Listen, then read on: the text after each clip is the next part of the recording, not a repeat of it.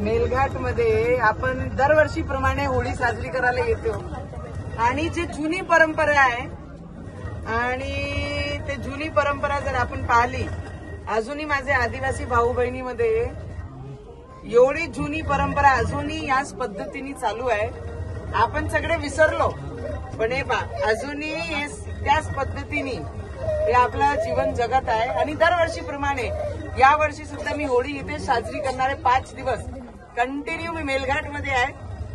प्रचार तर चालूच आहे, पण त्याच्यासोबत होळीचे नियम आहे दरवर्षीचं की नवनीत राणा जोपर्यंत आहे तिथपर्यंत आदिवासी भाऊ बहिणीमध्ये आम्ही दरवर्षीप्रमाणे याच पद्धतीने होळी साजरी करत राहणार आहे. आणि ते करता करता एक महिलाला ही जुनी परंपरा करताना, कारण शहरामध्ये जन्माला आलो आणि अमरावतीमध्ये लग्न झालं, तर ही परंपरा पाहण्याचं जे विषय आहे ते खूप कमी झालेला आहे. पण मेलघाटमध्ये येऊन आपली प्रत्येक जुनी परंपरा काय होती, कशी लोक बाया जगत होत्या, आणि ते सुद्धा मी यांच्यासोबत बसून आज करण्याचा थोडा प्रयत्न करत.